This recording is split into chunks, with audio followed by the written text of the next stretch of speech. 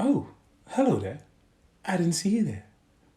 This is on there. I'm sorry, you're being weird. Weirdo. Freak of nature.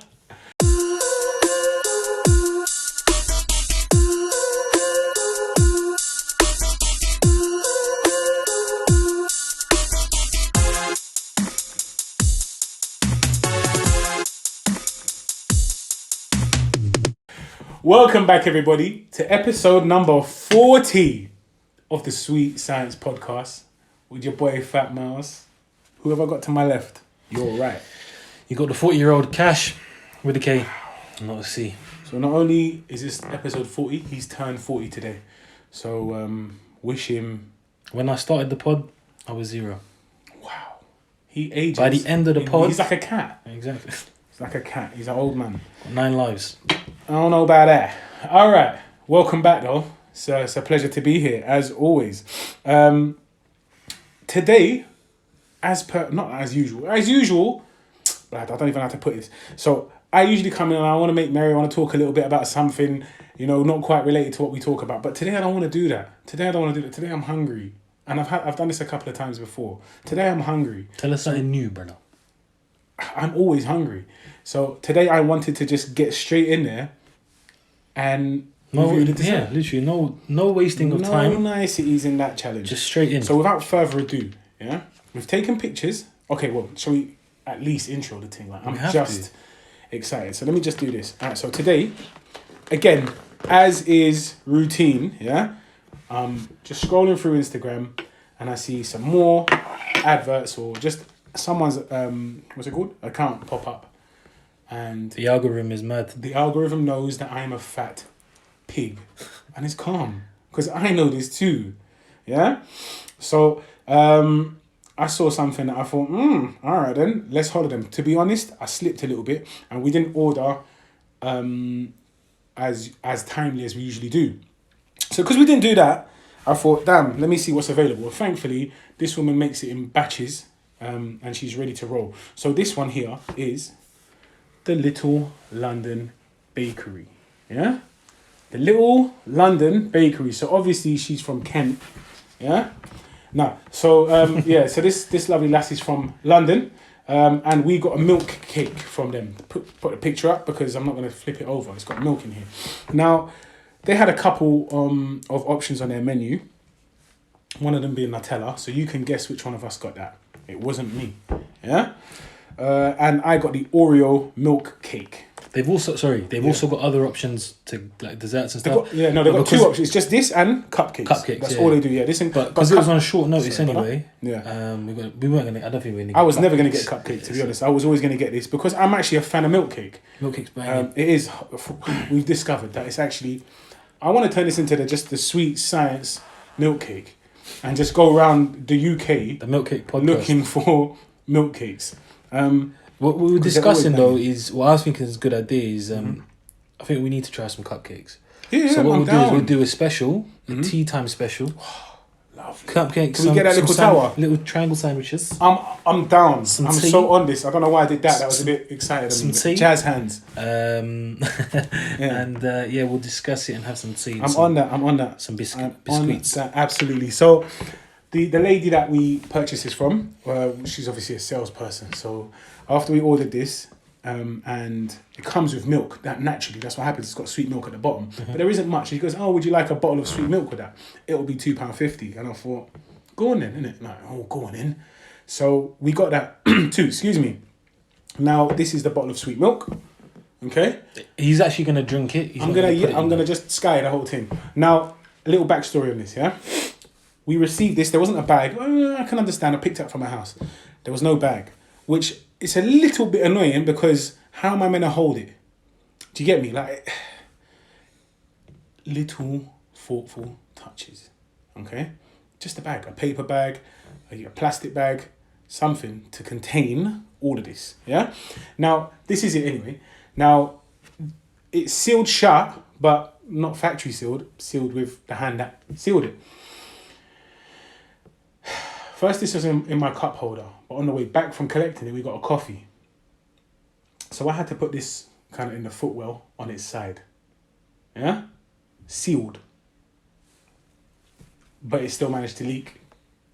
It managed to leak a tiny bit, like a couple of milliliters. I'm not fuming about that. I'm just fuming at the fact that it wasn't just closed properly. But again, human error. We can put it down to human error. These things do happen. Just a little bit fuming, okay? Sweet milk on my carpet, on the, what's it called? You know, the floor mat in the car. The car mat, rather. And I'm there trying to stick a straw in it, trying to take whatever I can from the mat before we have to wipe the rest. Yeah? That's that. I'll be honest with you again. Cash told me not to mention it. But I'm going to mention it. I'm going to mention it, yeah? So she said, so we transferred, I'm sorry, blood, I'm so sorry. We transferred, we did a bank transfer for the cake, yeah? And then after we did the transfer, then she asked if we wanted the sweet milk. So I said, all right, cool. So she goes, you can transfer the remaining 250 or you can bring it cash. I said, we'll bring it cash, no problem. So, you know the little compartment in your whip, you've got like some change there. Pulled out the change, told Cash to hold on to it. Parked up outside her yard. Said, we're here. She came out, very polite, very kind lady. Are you here for the milk cake? Yes, we are. I haven't even got to her yet.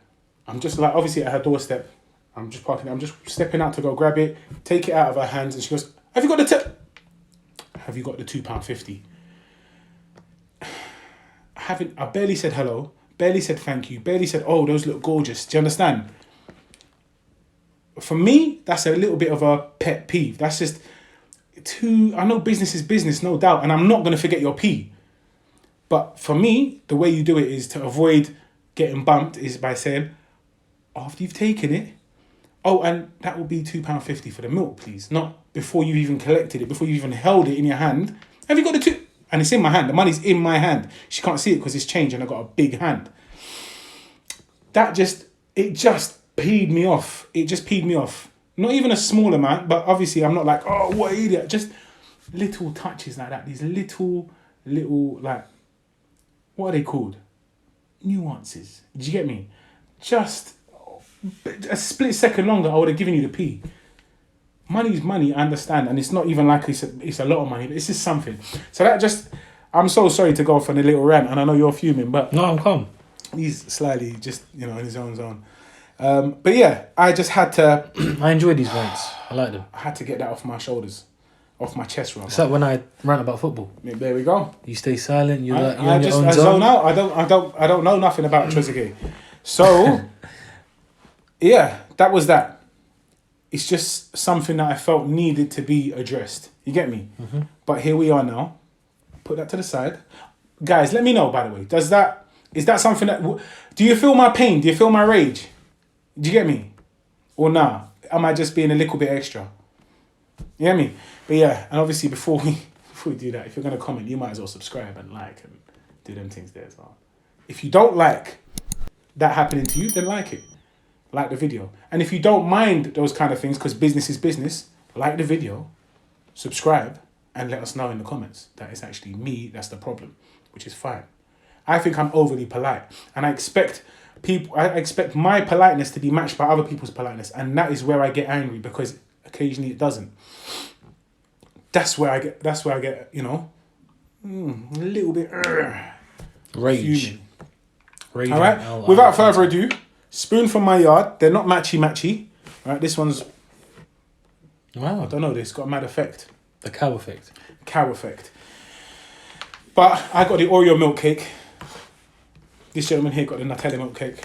Obviously. I'm actually going to go ahead and pour some milk straight away. Are you on that? I'm going to try it first without it. No. And then see the difference. I can hear what they say. Okay. I like this. The crisscross patterns on top. Nice little bits of hazelnut chopped up. On the top. I'm going to put on the top, bruv. Put on the top. Oh! Wow. Okay, so I am going ahead. I'm going to be drinking out of the bowl next, innit? But it's cool because I'm a cat. Alright, let's go. Milk cake.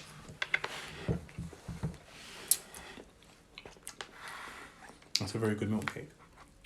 I take back everything negative I said. Too late. For real. Should we edit it? Mm-hmm. Never. That is a damn good milk cake. I'm starving. As usual, I'm going to back this non-stop. It's got it all over me. Can I get a wipe, please? Mm-hmm. All right, gonna pass it. 1 second. Let's go. Literally got a spare hand. Octopus. Thank you. In the face. Octopus and a platypus. Black hole So wheel. I've got flat feet on my platypus. All right, so Should I pour it on top as well, yeah? the sweet milk is phenomenal. It is phenomenal. Okay, Don't know what I'm doing, but okay. that's exactly it. Fluck it. The topping, sometimes it's dead. This is good. Is it just whipped cream? I don't know. But it's nice. And I can taste Oreo, but that's because there's Oreo crumbs on top. Blood. This is sensational. I'm going to take the whole Oreo biscuit, which is now wet. And oh!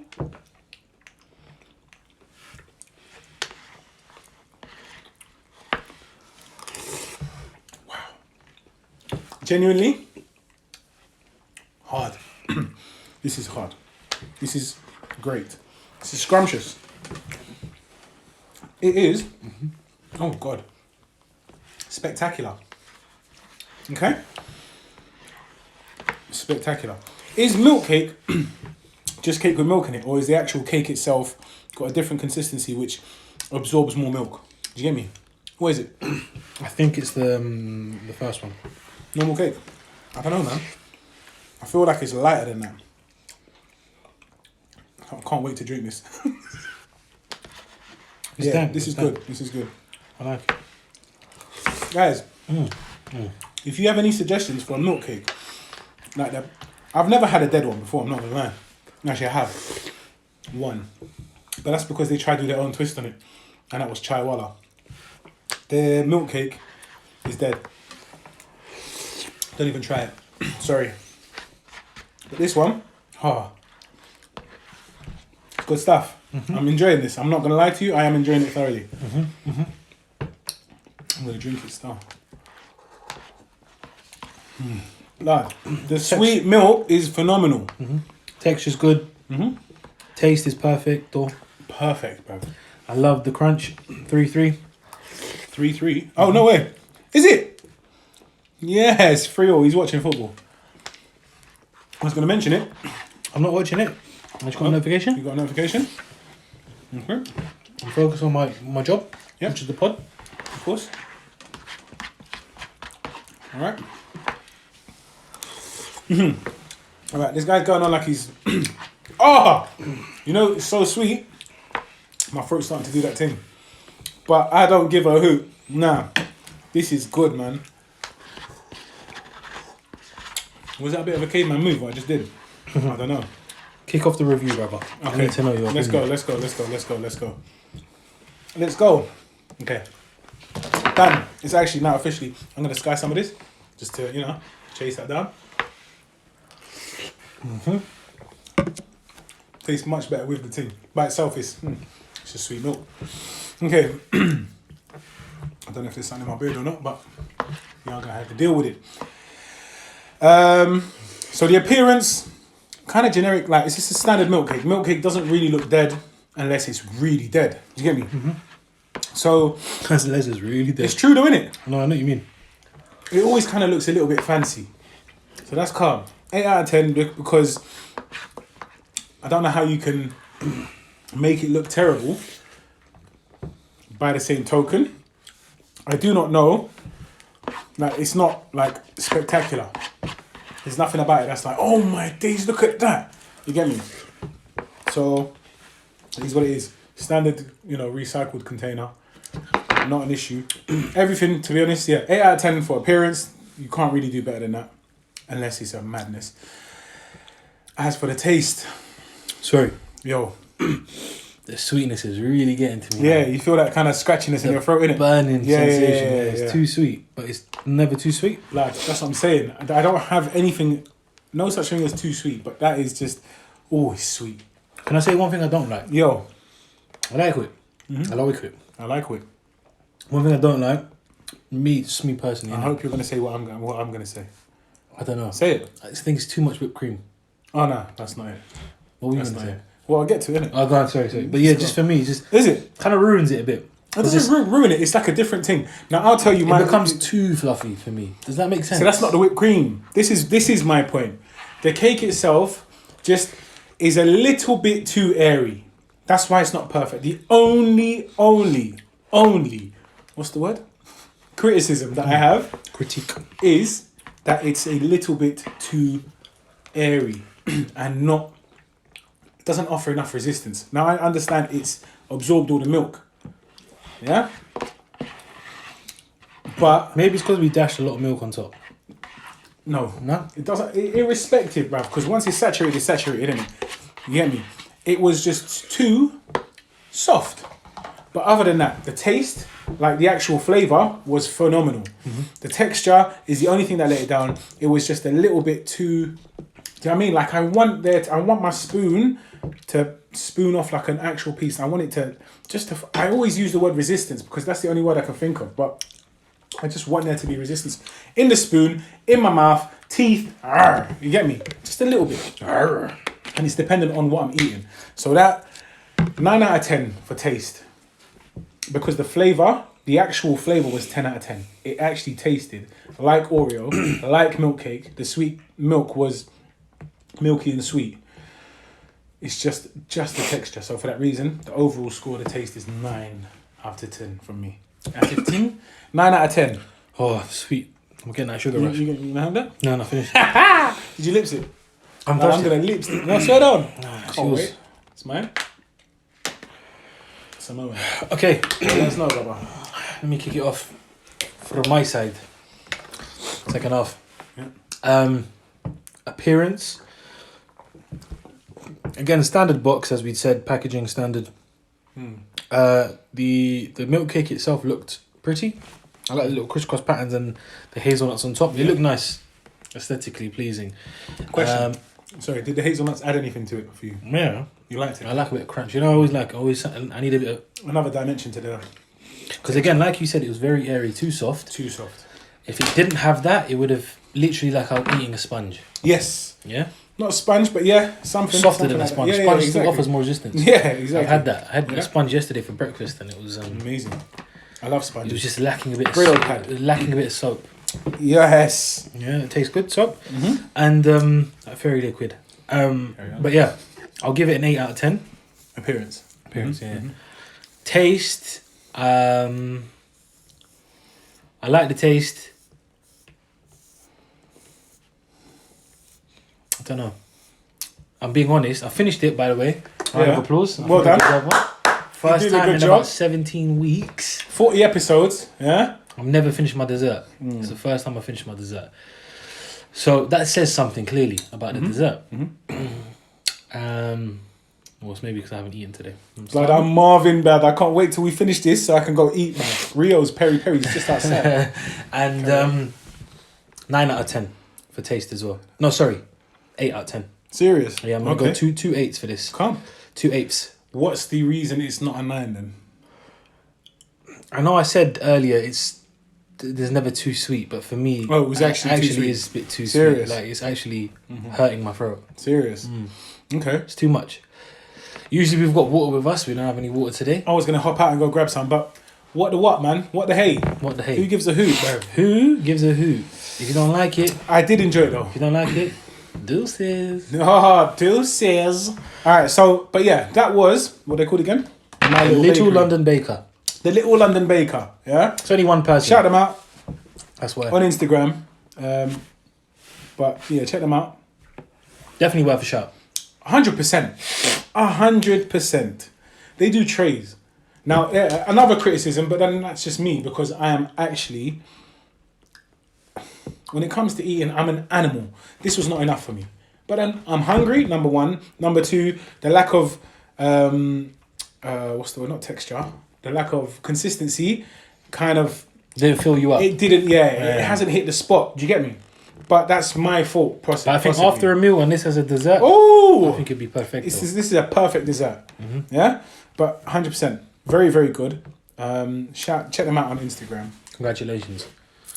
And let us know what you think if you try it. it. They do delivery if you order over £40 worth of stuff. So if you're going to and they're based in sort of North London as well. They're based in North London. Can't remember where. I can't remember the name, but we just collected because it was only 2 things that we were getting and some sweet milk. But if you order is £40, they'll deliver to you, which is a great idea, and that encourages you to buy big. You get me? Buy in bulk. Buy in bulk. And to be honest, if you did buy a tray of this, which is 8 slices, you will not be let down. If it's you by yourself, if it's you and your partner, you and your brethren, you and a whole family, maybe get 2 trays. But genuinely, thank. Yeah? That's that. Boom. That's there. Thank you very much for that. Blood my hat, man. You flipping jinxed it. You like, it's not bent. Now what is it doing? That's there. It's bent, innit? Nope. Bent now. I can't see now. Alright, cool. Anyway, if it's bent, you're just going to have to deal with it. Bruv, it's getting even worse. I hate this mirror image thing, bruv. Mm-hmm. Alright, cool. Mine feels bent as well. No, yours looks calm. Alright, so that's that. Then we're going to go on to the boxing. Alright? Mm-hmm. Keep it local for now. Great weekend. Great weekend. Support local businesses. Support local talent.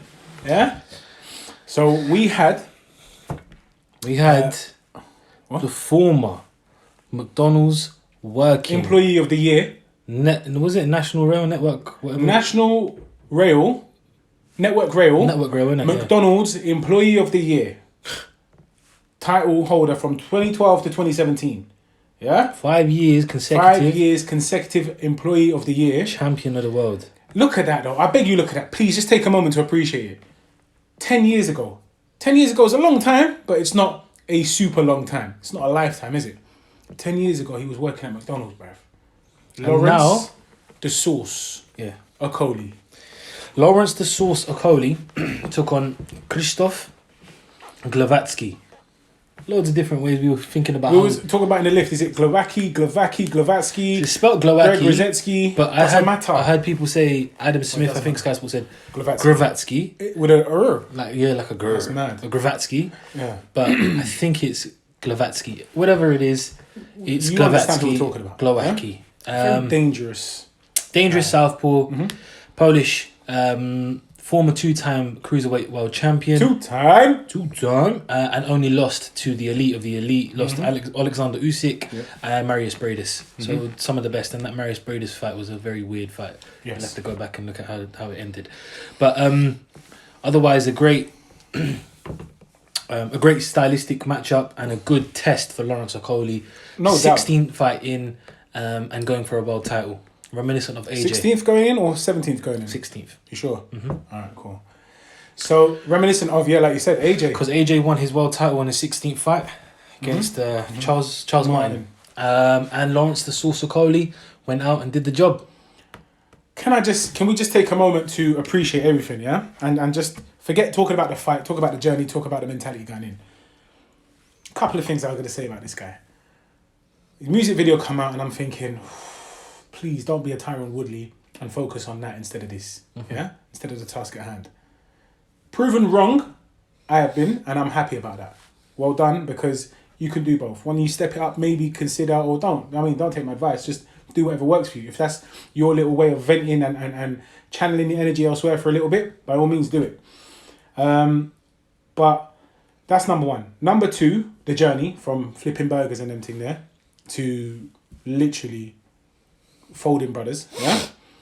Number three, if you checked his story the day before, he goes, "Pray for me, guys. I'm going to war tomorrow."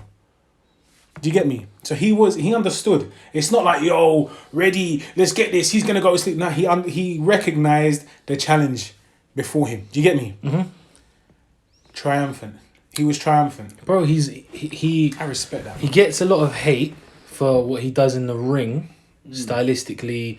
Beforehand, anyway, he's had a couple of there's a lot of and he said couple of dodgy performances, etc. But one thing I do rate about him a lot is the mentality. Yes, he's an intelligent guy. You can tell he's intelligent. Mm-hmm. And you know how you mentioned the whole music video thing, and it could affect you. Crazy. To be honest, it was his best performance ever. Yeah. So I think stick to the music. That's what I'm saying. Release them every week, and keep on the good performances. That's exactly what I said. If it worked for you, if that's what you need, there's a little something else, then by all means, because it worked. It did work. Mm-hmm. You hear me? It was the best performance of Lawrence Okolie I've seen. So that tells me a few things. tells me a few things. Excuse me. Preparation, again, I put on my own personal story, preparation is key. And he proved that. Why did he prove it? He said before he went into the fight, the key to my success is X, Y, Z. And what he mentioned was keeping the range, maintaining a decent distance and not letting him counter. He's a very underrated, Głowacki, he's a very underrated counter puncher. He's not the hardest of punches, but a counter punch could potentially flash knock down or knock you down. Hurt you. You're standing. Hurt you, yeah? So he did that to the T. He executed that part of his plan to a T. Mm-hmm. All right? Yeah. Fluid. Something that you don't usually see from Okolie is his fluidity. Usually it's not, he's a slick boxer. He's not usually. He's usually a little bit... To me, the best way to describe previous bouts of him I've seen is very stop-start. Yes. Very stuttery in his work. It's not jittery, it's stuttery in the sense that, the reset is a full reset. It's a like, factory reset. You get me? You know when you look at Klitschko, the way he used to jab, hold. Yes. Okolie used to do that, but it was a bit sort of, I think, excessive. I don't know, Klitschko did it a lot as well. And that's how Klitschko stayed undefeated for 10 years. Exactly. But it doesn't work for everyone though. That's the thing. This time with Shane away from the ring, so he's obviously with Shane McGuigan, obviously, as you lot know. This time out of the ring that he's had, I've seen a drastic improvement in terms of his footwork, his movement, his punch output, his volume, and angles, man. Like I was seeing him hit, swerve, move. I said swerve, pivot, swerve, move, dip, dive, dodge, and like the beautiful part was it's easy to know when you've got power. You go headhunting a lot, or you've hurt someone and you just go straight for the head. He was working the body. I'm seeing really beautiful body shots, jabs to the body, hard hooks to the body, and then he's coming up top. And sort of Głowacki didn't really know what to do. Yes. It was a puzzle which he couldn't solve. Okolie kept on him, kept pressuring. The jab was peppering him all night long. And obviously, in the end, he got the 6th round stoppage. Beautiful straight right down the pipe. I called it in one of my group chats. I said it on a voice note. Receipts, 3-4 hours beforehand. Voice note. I sent it to the man them. I said, Głowacki's very awkward. He's a good fighter, but I can see the straight right landing once he gets his range. Yeah. And I don't know if he's going to sleep him, but he's going to stop him. That's sensational. What happened? Call him Mystic Cash. Mystic Cash. But yeah, beautiful. Great performance. The best performance I've seen. Yeah. And one thing I like already is that he's not rested. He's sitting, he's sitting on your laurels? Yeah. He wants to get back out there and he wants to unify straight away. He wants the biggest, baddest guys in the division. He wants Maurice Hooker. He's called for him straight away. And that's a good fight. I think this Okolie that I've seen against Głowacki clears out the division. Do you credit that to Shane McGuigan? Both, all of them, the whole Obviously team. to him, but because he's been able to make Shane's changes. style was that Shane, for a moment in time, Shane was the next big trainer coming from sort of Britain. A lot of people were saying you need to look out for Shane McGuigan. He's, David Hayes spoke highly of Shane, of how good he is, and you saw it in spurts, especially with different fighters he's got. So I think the change in style, it is minor tweaks. It's minor tweaks. It's just showing more confidence in your ability, I think it is as well.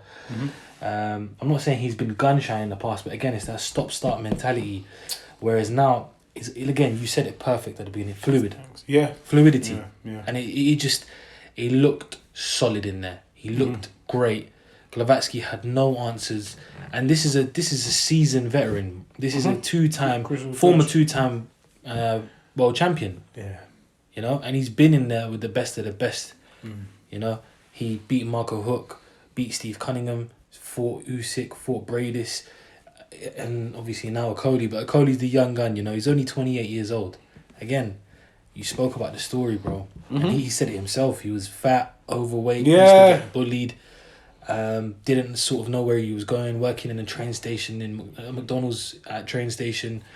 Was it King's Cross? Waterloo? I can't remember now. Wherever it was.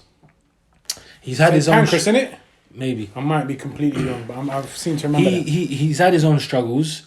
And in that short space of time from working in McDonald's and flipping burgers to having sort of 22 amateur bouts, going to the Olympics, then coming and winning a world title in 16 bouts. Crazy. It's amazing, and he deserves the credit that he's earned. You know, and you're only good as your last performance. Yes. And based on his last performance, he was fantastic. So, and if this is, again, not to discredit the previous version of Okolie, but if this is the new camp, if this is the new corner, if this is his team, yeah, again, not to take away anything from Okolie, if the change that was made purely was Shane McGuigan, yeah, then you can't put it all down to Shane McGuigan. You get me? Doesn't matter if that's the only thing. The ability to adapt with your trainer. You get me? Because you can have the best, all the trainers in the world, all of them just lined up. So this is what you're gonna do. If there's no chemistry, number one, if there's no ability to take that instruction and to understand, actually, listen, you are stepping up in level now. You need to follow this, because this is what you do well. Your team might not see it no more. Do you get me? They might stop seeing it because you've been so successful. This is what you need to do. These are the flaws I've seen. These are the chinks I've seen in your armor, and this is how we're going to address them, and this is how we're going to improve. So hats off to both of them, and definitely hats off to Okolie, man. Well done. congratulations, bro. And the new WBO Cruiserweight World Champion from Hackney, London, England. Lawrence the Sauce Okolie. Boss life, baby. Not life crazy. But yeah, well done. And then we went to America.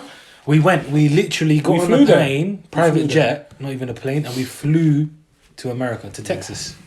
We flew straight to Texas for the big one, the return of Vergil Ortiz Jr.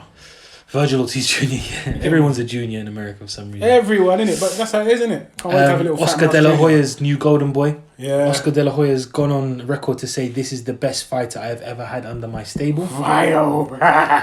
Yeah.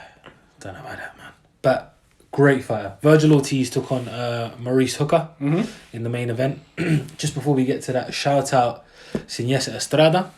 She is now the WBO women's strawweight world champion. Congratulations. Won a dominating unanimous decision. Dropped former champion Annabelle Ortiz and just showed her class throughout the whole fight. I find these weight categories, firstly, well done, Estrada. But I find the names of these weight categories a little bit of a violation. Strawweight, you know, flyweight, featherweight. Do you know what the other name for strawweight is? What? Minimum weight. Serious? Yeah. Minimum weight, you know. I'd love to be. I want to be that. I want to be minimum weight. Like right now, I'm maximum weight. Okay, guys, I'm gonna tell you something. Supermax. I woke up this morning. Yeah. I woke up early this morning, but I woke up this morning, and I said I've had enough. I've been saying this every time I wake up, and I got my scales up from under my bed, which I don't usually do. I only do that when I'm training, and I've been putting off because I know it's bad. Blood. 131 kilos. What? Do you understand that is 131 kilos, bruv? I don't even know how to explain. What is that in stone? I want to do it in pounds. I want to do it in pounds. No, let's do stone first, please, because British people are going to understand stone a bit more. Pounds, you basically double it and then add a bit. So call it 290 pounds. What's this, bruv? Man said 1,100 grams, bruv. Shut up for a second. Okay, there was no need for that. So you're almost 290 pounds. You're smart. And what do you want it in stone? So 288 pounds. Disgusting. Damn. Don't read it. 20 stone. I thought he was going to say 25 stone. 20 and a half stone. 20.6. It's not calm. This is disgusting. But I thought he was going to say 26 stones. Guys, I am 20.6 stones. 20.6. I need help, bruv. How did we get here? Anyway, I'm definitely not a minimum weight. Yeah, that's how we got here. But yeah. Yeah, congratulations though. Brilliant performance. Absolutely. She is a superstar, a future star, whatever you want to call it. And shout out, I've been following her career for time. I think I saw her, first heard about her about 7-8 years ago maybe. on Eddie Sekbak's No channel. way. I don't know why I stopped following him. Yes, I don't know news. why. Yeah. Eddie Sekbak reporting. Yeah, that's why I stopped. It's bare jarring. Again, it's his own little gimmick in it, but that one there, reporting is just. But he was active back in the Yeah, day. yeah. Has he stopped now? I don't know. No, he still does it, I think. I don't know. Yeah. Man. He looks like he records on a potato. Yeah, He's still on his phone or whatever. Spy he's cam, doing. bro. And everyone on webcam, he just carries his laptop around recording. And everyone's got these high tech cams now. 6230, yeah. But yeah, congratulations. Yeah, and then we moved to the main event. Obviously, we touched on it previously. Vergil Ortiz, Maurice Hooker. Great fight. Absolutely. Great fight. Absolutely. Very I think good we have test sort for of Ortiz as well. polarizing opinions on the fight, as in on how it went. Slightly polarizing, but a very good, very entertaining. I'm not going to say it's a potential fight of the year because it's not at all, but it was just a good fight. Yeah, very good fight. Okay? I enjoyed it. Now, I wanted to see Ortiz in that kind of fight. yes. I wanted to see someone who's Yes. taller than him, longer reach, someone who's going to move and cause some problems, Yeah. and someone who's not scared. Now, the mad thing is this, though. Again, can I just go into this, like the psychology of this fight, or going into the fight, or the fighters, if you like, yeah? Mm-hmm. What did Maurice Hooker say? He said, I am going to give him the most problems he's ever had. Yeah? Something along those lines. Something very similar to that. Now, the problem with that is this, yeah? He's not been stopped before. He's never lost. Vergil Ortiz, yeah. So, to say I'm going to give him the most problems he's ever had, it's not enough. Do you get me? Does that make sense? Oh, go on. No, I'm You look listening like to you. okay, you look very nervous. No, I'm just trying to counter your point. Okay, so Because I hate to you. tell him that you're going to give him the most problems ever, that's not enough. It's not enough. And they even said it on the I don't like the DAZN commentators. I don't like them. I find them Okay? annoying as well. Sometimes they're okay. And actually today they were all right. This weekend they were all right. Generally speaking, they just say the most common sense stuff ever and nothing more. You get me? They don't add no dimension to it. Oh, he wants to go to the body. Swear down. Do you know what's Really? funny you saying that? So Sergio Mora is probably the best commentator they have, but I find him so annoying. I think it's a little bit his just character. He's just got a bit of a... He's got no character. Yeah. Do you get me? It's just energy sapping, but they all have. But yeah, that's that. And then he just said, I'm going to give him the most problems ever, which means you've not said, I'm going to stop him, But I'm that's going to what- challenge okay. him, I'm going to... You've just said, I'm going to give him... Okay, so I'm going to give him the toughest test he's had. That's what he said. The toughest test he's had. Alright, cool. No. Let me interject quickly Yeah. because you literally said what I was going to bring up as a counterpoint. sorry, It might mate. not make sense. So tell me if I'm getting a bit confused in my head. You are 40. He's... I've lost it. No, so you were saying obviously he said that I'm going to give him his toughest test and he's not saying more that I'm going to beat him, I'm going to stop him. But what about fighters who don't say anything? What? So when fighters about- go into fights, hear me out for a Okay, second. yeah. I need some elaboration. When fighters go into fights and they don't even say that I'm going to win, they just say, we'll see what happens, Yeah? kind of thing. But they go in and win. Does that make them more defeated? No. Staying neutral is better than saying... Why though? 60% out Why? of 100. Why? Do you understand? Because being But what- neutral is like, okay, I know, I'm confident. But what if I go in 100%, I'm going to knock you out and I get beaten? That happens. Of course that happens. And there's no harm in it. No, but there's no problem with But that. then what's the- Because you've gone in with a winning mentality. Either you've gone in with a winning mentality Yeah. or you've gone in and you tried to bluff the guy. Maybe you know that you're going to get weighed in, but I'm going to say I'm going to knock him out. That could be the case. I don't we see- can't guarantee that one there. I'm talking about, it was like a half-hearted 100%. It wasn't 100%. It was like 60, 70% confidence in what he's going to do. I'm going to give him his toughest fight ever. All right? So his toughest fight doesn't mean I'm going to win. It doesn't mean I'm going to outbox him, outpoint him. It doesn't mean I'm going to knock him down. It doesn't mean anything. It just means that he's going to struggle more than he's ever struggled, but he could still potentially win. Does that make sense? I get what you're saying, but he might not have just said it. He might have meant that when he was saying, I'm going to give him his toughest test. I'm going to beat him. Yeah, But I he just know. never said it. If you're trying to, bro, boxing, combat sports is very much a war of words, innit? It's very much a verbal, mental warfare at the beginning before you get physical. Okay, so not making eye contact, even that sometimes it works in your favor, sometimes it doesn't. When you're shook, you can tell when a fighter is a little bit. I don't want to make eye contact with this guy because he's threatened by him, or he's not making eye contact because he's just so zoned. I don't business with you or nothing. There's a big difference there, even though it's a subtle little thing. So saying I'm going to give him his toughest fight ever, it's just neither here nor there. Do you get me? It's not here and it's not there. It's right in the middle. It's like 60% confidence in yourself. Blood, nah, man. It's nothing. It's nothing. But to me, again, these little things there, I'm very much of the belief that you win or lose the fight before you enter the ring. We know this, innit? But at least mentally. If you're mentally saying that I'm going to give him stuff, blood, you can acknowledge how good the person is. You can acknowledge that he's good, no problem. But don't go in there expecting to lose or expecting to find it difficult. Go in there with full confidence in yourself. Believe and you'll achieve. Do you get me? Mm-hmm. And if you don't, then you have a better chance of doing so because you've had that belief.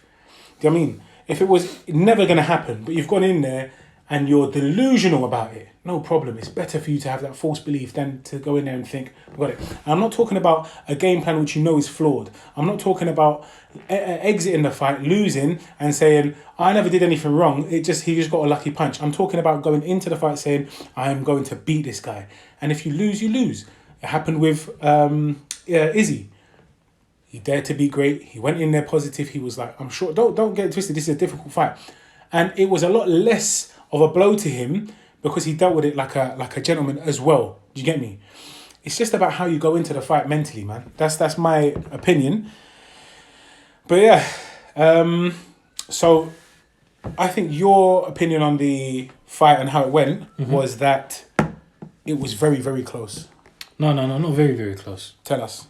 Maybe I got worded wrong. I just thought it was a good fight. Like he put up a good fight, Maurice Hooker. No. He gave him some problems. He did probably give him the most problems he's ever had. Yeah, he did. He did.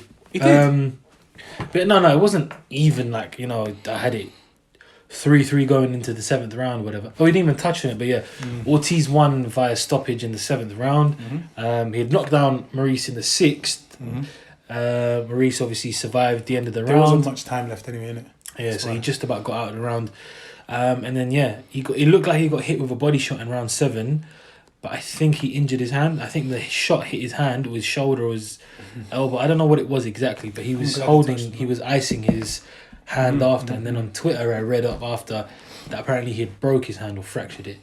So it shows you the power that Ortiz has because he's 17-0 now with 17 knockouts. Crazy. So I'm glad you mentioned that because I almost forgot actually how it happened.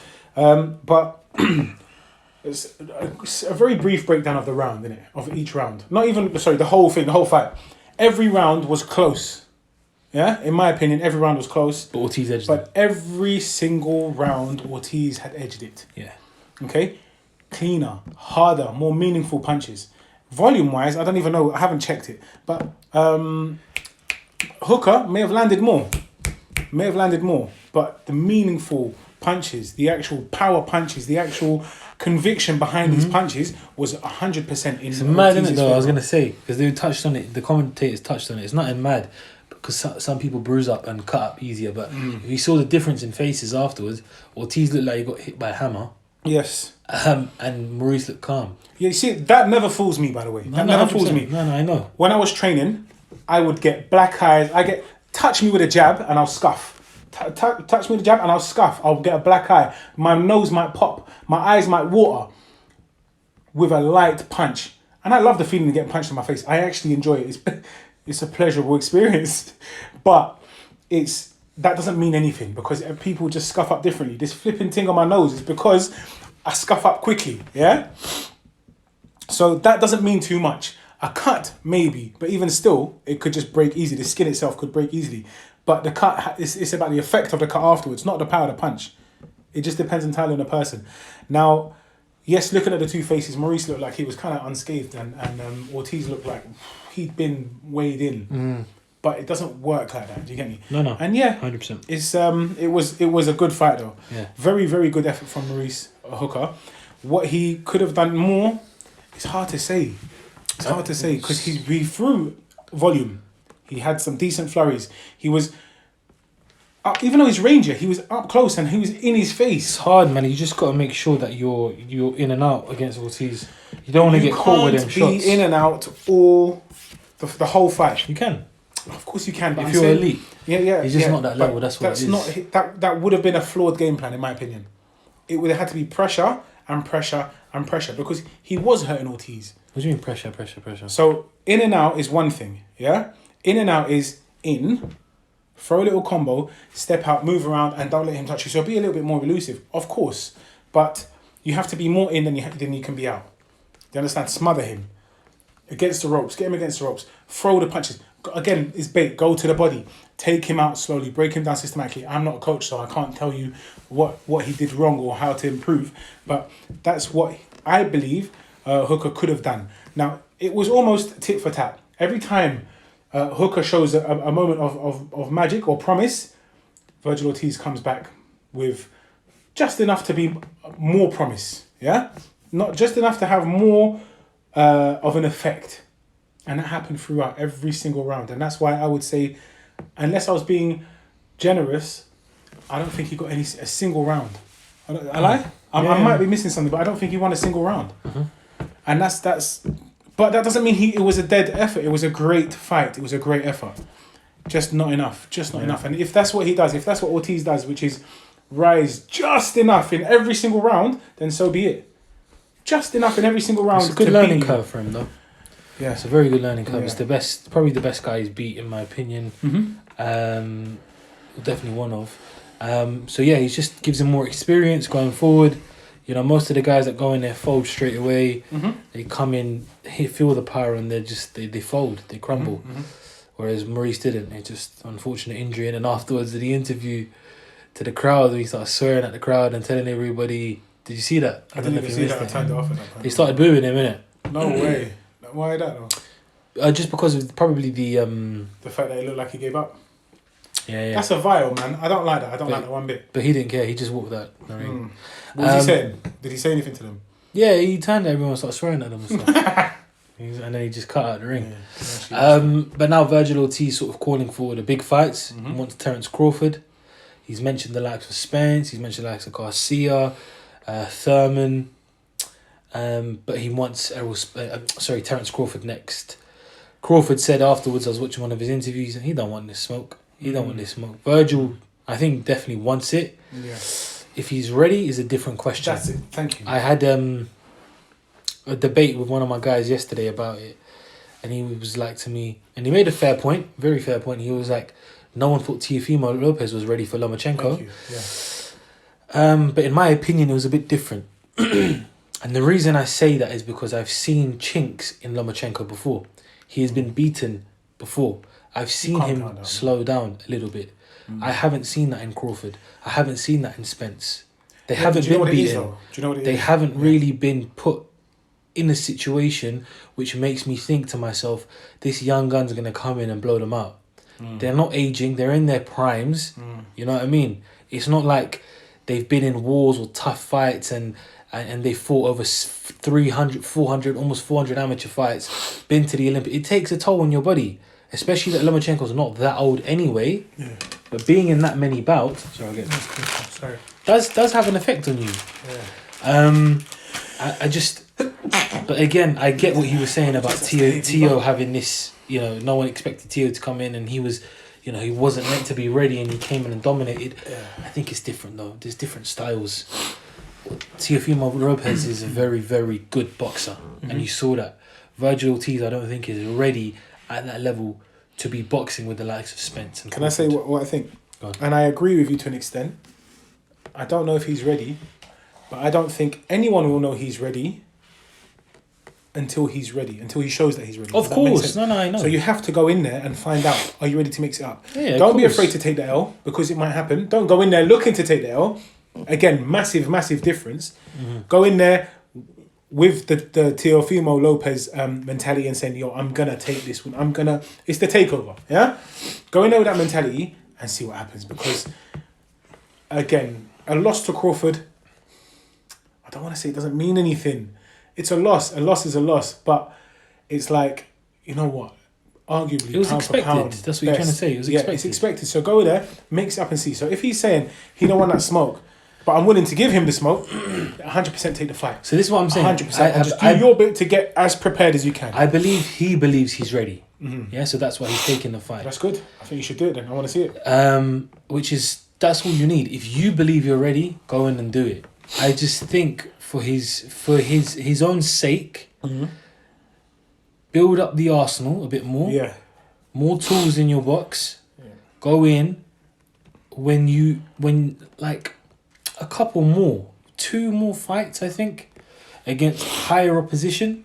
Because you're jumping from Maurice Hooker to Terence Crawford. It's a big jump. It's a huge jump. And again, like you said, and it is true, nobody knows until you go in there. You could go in there and it could be your night. You could catch him clean, stop him. You could, you could outbox, and no one expected it. But why not have all the attributes you need, build your game, build your mindset, gain all the knowledge, like be that sponge for a few more fights and go in not only believing, but knowing. One reason why, I think, at least one reason why I think it's a good idea to take it now. So let's just say Crawford now has said he doesn't want that smoke, but he's willing to give it to him, as in he's willing to take the fight now. Take it now while you don't see just how good he is, how good Vergil Ortiz may be. Do you get me? Mm-hmm. If he wants to go in and shock us like Tio did, then 2 more fights might prove to Crawford that actually, damn, this guy has a chance. Mm-hmm. Do you get me? Mm-hmm. And then he might not take the fight. He might wait, drag it out, as we always see. If he gets in there early and confuses my man in the sense that, oh snap, I was not expecting you to be this good. Whew, I've got a long night ahead of me. Yeah? Then he could take it. No, 100%. And again, if he loses in that situation, definitely, it's the element of surprise, isn't it? He doesn't lose. The less they know about you, the more of an advantage it is for ambush yourself. Him. If you like. I just, in my opinion, in my humble opinion, I don't think he's ready just yet. Yeah. I think if Maurice had that much success, you're talking about 2 of the best pound for pound fighters on the planet. Apologies, I'm sniffling now, but you get me? Yeah. I know if boxing doesn't work like that, because he had success. Yeah. He had success. But you're talking about world champions, undefeated, fought the best guys in the division, dominated some of the best around. And, arguably these 2, along with Joshua Fury, is the biggest fight in boxing. Yes. Yeah. Spence and Crawford, maybe not the biggest in terms of eyes on it, but meaningful. Yes. That is the most... Boxing world. For hardcore fans... Yes. That is the fight that everybody wants to see. Mm-hmm. There's no better fight. Mm-hmm. Now, I'm not saying that the next logical step is for him to take on Crawford, because it's unlikely to happen, to be honest. Especially when this is on the horizon. I don't think that's going to happen anytime soon either, by the way. Errol Spence Jr. and Crawford. Oh, Crawford said yesterday the fight is never happening. Sorry, not yesterday. I can't even remember when it was. This weekend, whatever. He said it's never happening. Someone asked him what's happening with the Spence fight, and he said it's never happening. Why? My opinion? Because of that video that he made. That Errol Spence video. Where he goes, I might just do a 70-30. I'm going to do a 70-30. And he's like, nah, man. It's going to be 80-20. So the split is going to be 80. It's a violation. It's a violation. I don't know if you saw the video, but... You told me about it. He's literally saying the split is going to be 70-30. What? Because I call the shots. You actually don't know. Because I call the shots is 70-30. Actually, scratch that. It's 80-20. What are you saying? It's almost like he doesn't want the fight. Who? Errol Spence. Errol Spence did that. You think so? But that's what he said. I'm saying mentally, I would say that mentality tells me you don't want the fight. I think he's just bantering, he's just violating. Exactly. Then I don't want the fight. You're going to take me for an idiot? Or, it's tough though, because I would say, listen, if I have that much belief in myself, it's crazy 70-30, give me that. Winner takes 70, regardless of who it is. Winner takes 70. What? That's going to shake him up. That will shake him up. It'll never happen, though. It won't happen. But then you can say, okay, because you don't want to go in there and undersell yourself. You don't want to, undervalue yourself, sorry. You want to go there and actually make the money that you deserve for a fight. I think it's 50-50. Of course. What do you mean? As in the split split should be 50-50. Yeah, of course it should be 50-50. Of course it should. I don't see how you can do anything else.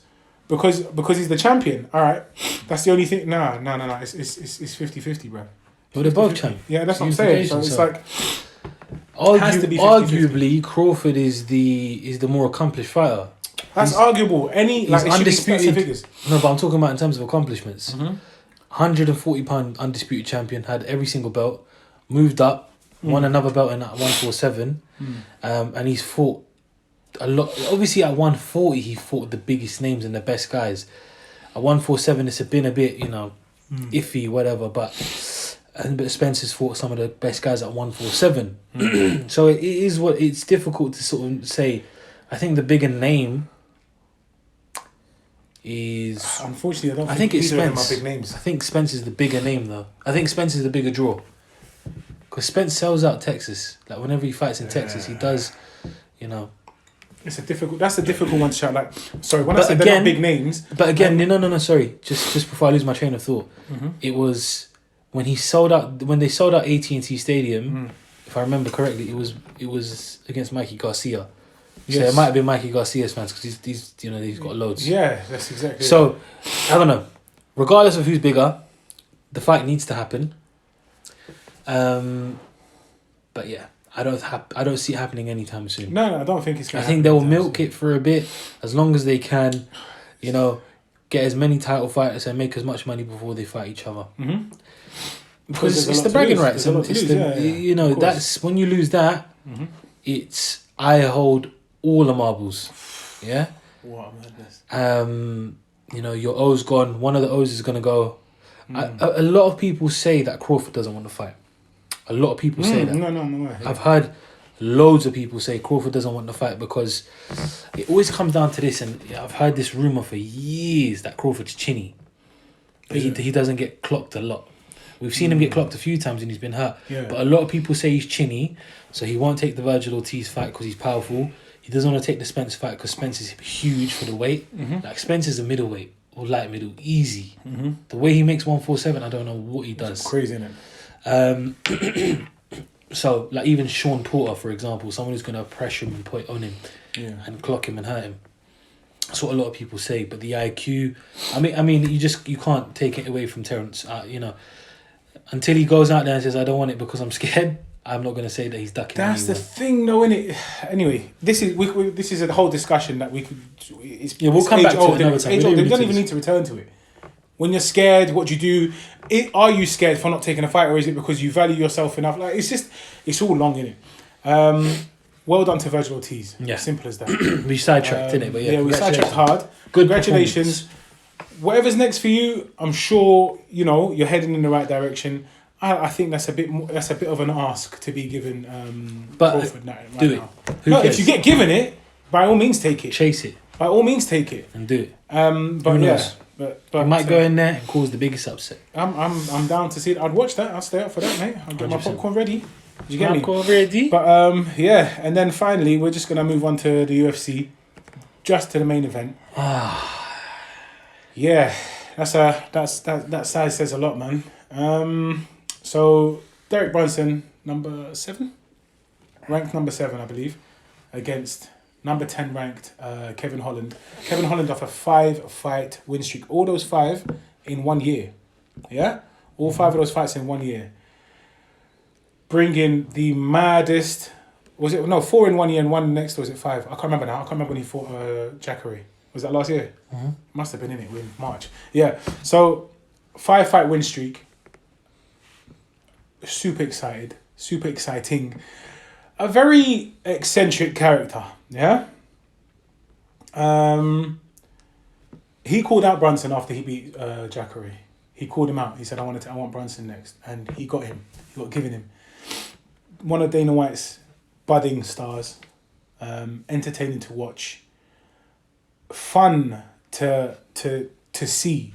It's the same as entertaining to watch, but it is. But basically, his first time in a 5-rounder, very much a sniper with the striking.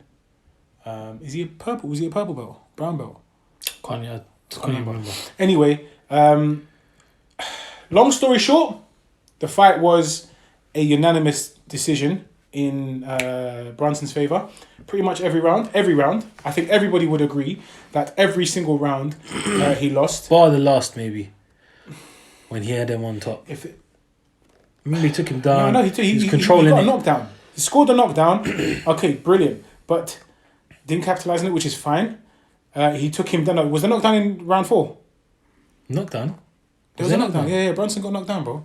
He nearly finished him. His hand was on the ground. So that was round 4. I believe that was 4. No, it was round 2. No, bruv.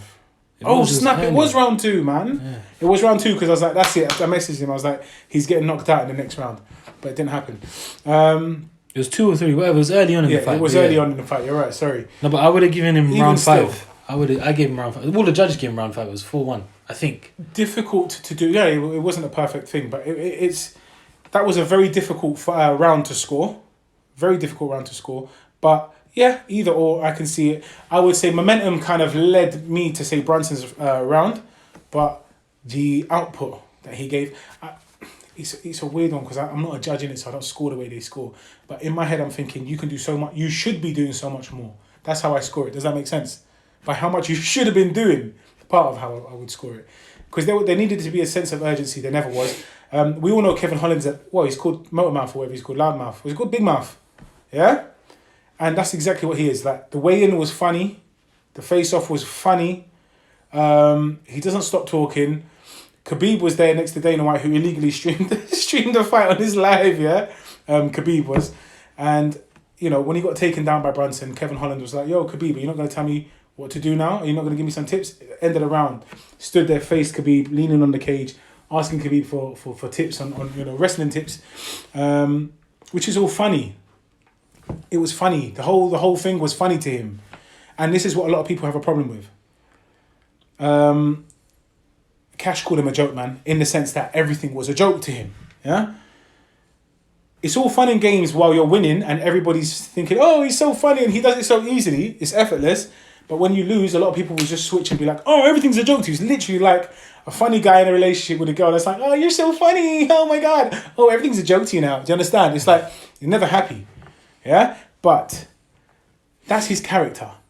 I'm not going to lie to you. Slyly, I'm a bit like that too. Where almost everything is a joke to me. Yeah? It's like, it's very rare that I can get super serious. Yeah? And the reason I have that is just because it is what it is, isn't it? But I would like to think if I was in that 5th round and I was like, I've got to take him out. Brunson scored his record amount of takedowns. Was it 5, 6? 5 or 6. Something crazy like that. All I know is he dominated him on the ground. 15 and a half minutes of ground control. 15 and a half minutes of ground control. Kevin Holland, first round, slipped. He did a nice little face kick, push kick, whatever you call it. First one was it didn't land perfectly, but it was all right. Second time he tried to kick, I think he basically fell to the ground. He capitalized on it. Brunson got on top of him and controlled him that whole round. Second round, pretty much the same thing after the knockdown. Third round, pretty much the same thing. Every single round after that, there was a takedown. Sometimes more than one. So it was just a domination. It was just domination. There's something that Kevin Holland did wrong going in. We spoke about this. He was on a Joe Rogan podcast and he says, I don't like training. I don't like paying attention to this or that. Yeah? It was just a very negative mindset towards fighting. Yes. Yeah, this is your career. Sorry, you were saying something. No, that's it. I'm just getting frustrated. Thinking about it. Because I'm speaking because I know you're fuming. You've got someone with bags of talent, heaps of talent, who could be a star. Mm-hmm. Why do you not want it?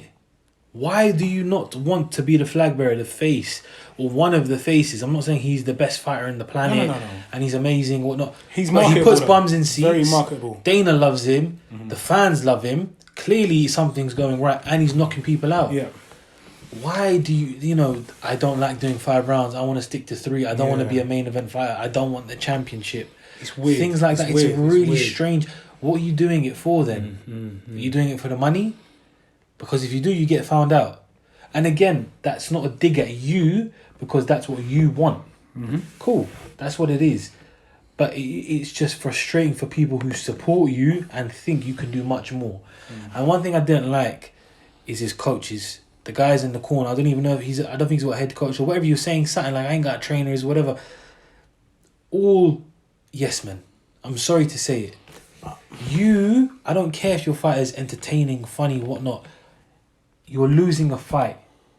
Grab him and say, fix up now. Keep the jokes, whatever you want to do, but listen to the advice. 3 rounds went by and he's talking to Khabib. Crazy. 4 rounds, I think, and then he started to speak to his coaches and he's having a bit of water and started laughing around, joking about, and this is what we've touched on it in a previous episode, I can't remember when, but you need a coach that instills a bit of fear into you. Mm-hmm. You can't have that that brotherly relationship all the time, or you know, best friend relationship, especially in a fight. It's that Mike Tyson. I love Mike Tyson. Have you seen that video? Five at a time. Move, move, move. You hear me? Mike Tyson, baby. Mike Tyson. Hey, Mike Tyson. Let's go, baby. Yeah, beforehand, cool, it makes sense. But when you're in that cage and things are going wrong for you, it's like you said, it's all good and well when you're winning and you're dominant. You can do that. The cameras, the lights, everything's going to be on you anyway.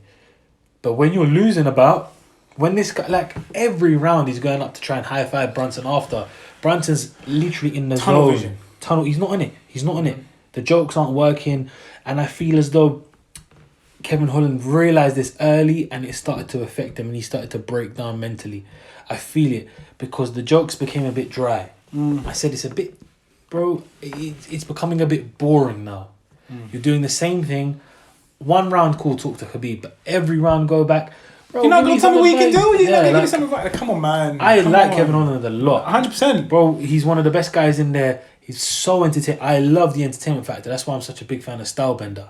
Yeah. This is also why you're fuming. But, yeah. Because you wanted him to win. You had him winning. I had him winning. I wanted him to win. And I wanted to see that fight with Stylebender down the future. And just two talkative, funny characters going at it. Dancers dancing into the cage. But it's just frustrating when you know someone's got so much potential but is not using it in the right way. And it's that defeated mentality. It's a poor mentality. It's, you know, just so negative. I don't want to do this. I don't want to do that. I don't want to do this. And I said it. I mentioned it on shout out UFC Grizzly. They posted it and said, what are your thoughts on the fight? And I said, it was underwhelming. And I said, fighting in the UFC is a privilege. Yeah? I don't care how big you are, how strong you are. Fighting for the best organisation in the world is a privilege, and you should treat it like that. Yeah. If you go in there and you have a main event, it's a big thing. Deal with it. Like, Yeah. I said, I understand the entertainment side of it. I understand the showmanship, the putting bums on seats, entertaining people. But when it's time to show up. Do you get me? Step up to the plate. Cool, 1 round down, 2 rounds down, 3 rounds down. But things are going wrong for you and it's clear and it's obvious. Even after the 4th round, when the round ended, I'm so sorry, if you wanted to carry on, please. No, I was literally just going to say, 4 rounds down, show some urgency. Show that you want to win the fight. Not that it's okay, I'm here and whatever. You know, I made it to this bit. Yeah. Cool, see, like there was no urgency. No, but his urgency was there. It was just not how we perceive urgency. Does that make sense? Because they were like, telling him, I don't know what they were saying. I don't to think him. that's urgency. If that's urgency, That's you the got thing. problems. It's how he expresses it, innit? So he's, again, they're like, I don't know exactly what they said, but they were saying, you've got to get the knockout, you've got to do this, you've got to something. He keeps taking that. I don't know exactly what he said. He was like, I know this, coach, I know. You think I don't see? I'm there. Do you understand? So he just doesn't know what to do with it. And this is where I have a bigger problem with your team. Your job is to take notes in between, like during the round, and pass on those notes. Your job is to see where he's going wrong.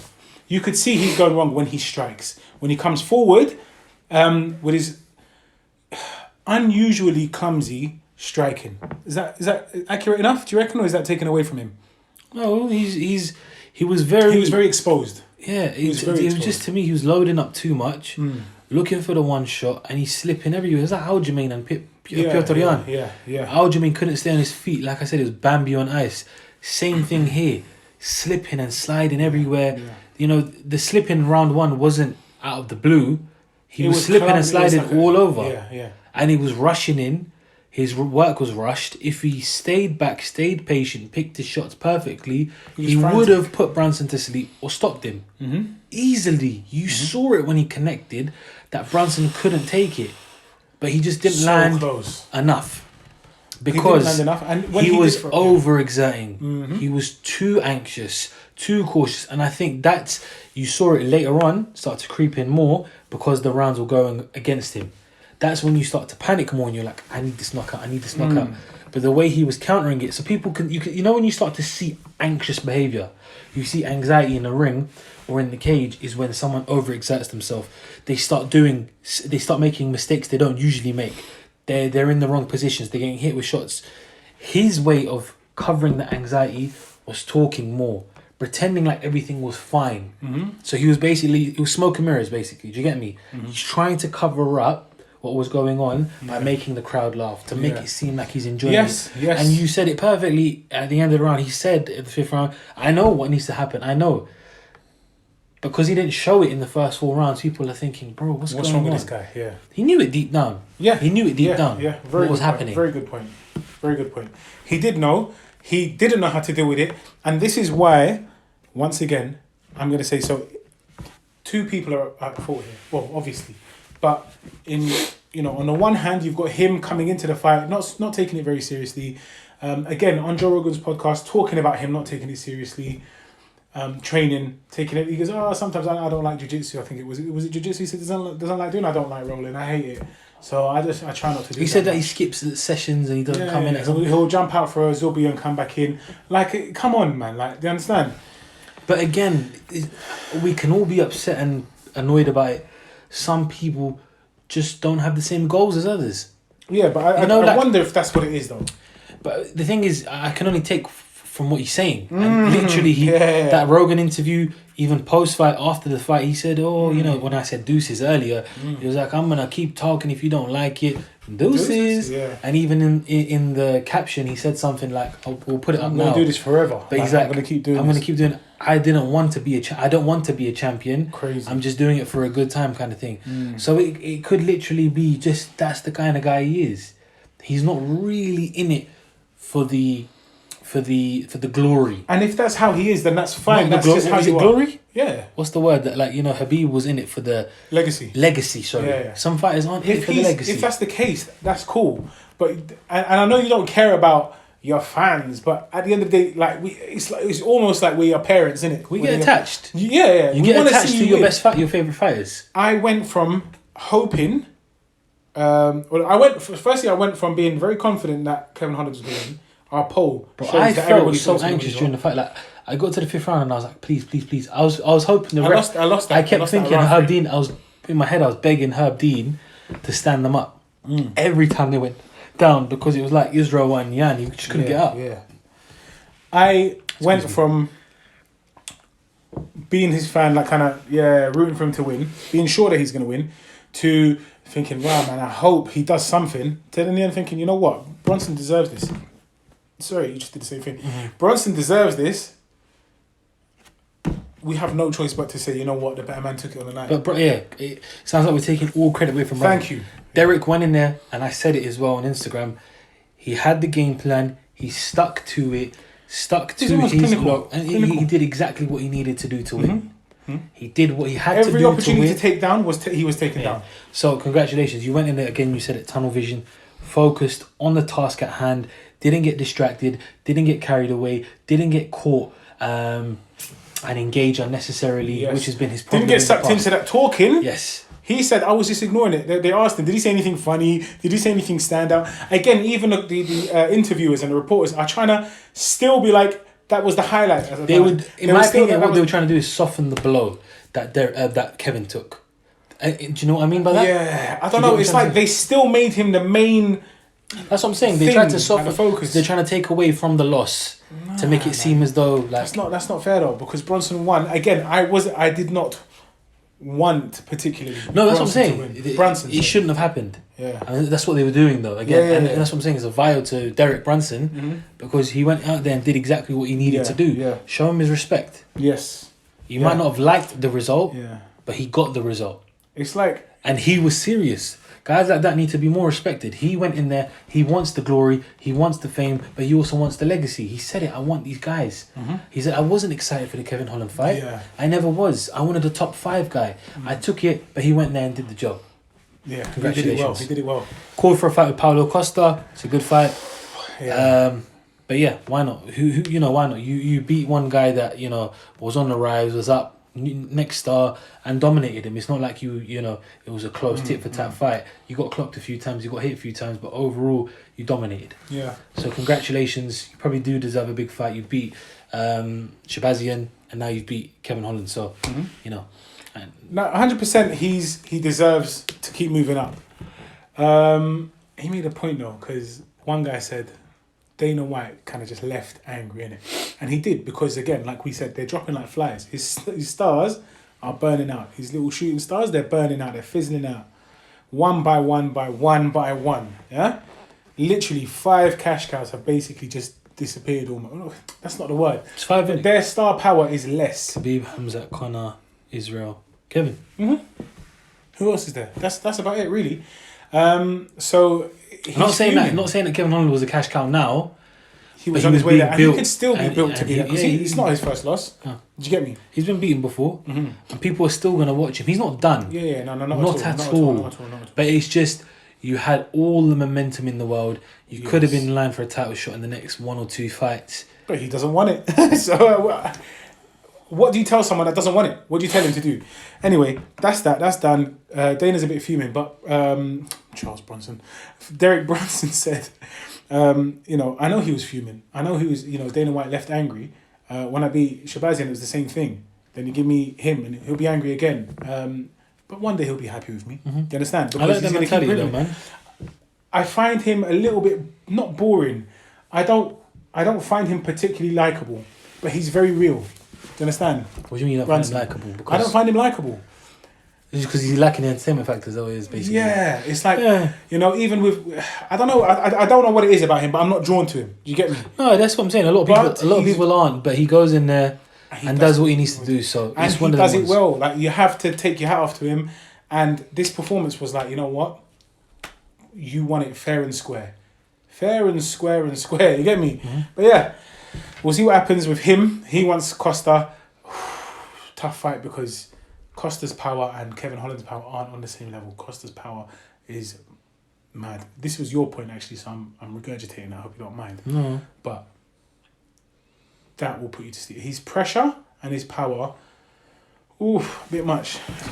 Different stylistic fight. Yeah, well, that's the difference. Paolo, they're both a bit bigger and a bit more, head on. So that might be in his favour. Yeah. Costa isn't a terrible wrestler. It's a good fight. But Yeah. I'd lean towards Costa, but who knows? Same. Go in Same. there and do your thing, You never know. Sorry. So that's it, yeah? That's it, basically. That's it, indeed. We've got Stipe and Cormier coming up soon. Cormier, Ngannou. Sorry, Stipe and Stipe Ngannou and 2. Cormier 5. 4, 5. Stipe 45. Miocic, Francis Ngannou 2. Then, we've got Dillian White, Alexander Povetkin 2. Is that next week? Or the week after? I think it's next week. Yeah, it's next week. Exciting times coming That's up. exciting, I'm not going to lie to you, because it's just been a Exciting long times. time. It's been delayed a couple of times as well. Then, Wow. we were meant to have, obviously, Volkanovski and Ortega. Volkanovski tested positive for COVID, so he's out of his fight with Ortega. Yeah. I don't know yet if they're going to just scrap the fight completely They should. or give Ortega someone else. And then the next couple of weeks, obviously, we spoke about Paulo Costa. He pulled out of his fight, scheduled bout with Robert Whittaker, which was going to be amazing. But in steps in me. It should have happened how many years ago? Time ago. About A while ago. It should have happened a while ago. should have happened time I ago. was going to say 8, but it's definitely not. Me and Robert Whittaker will finally meet.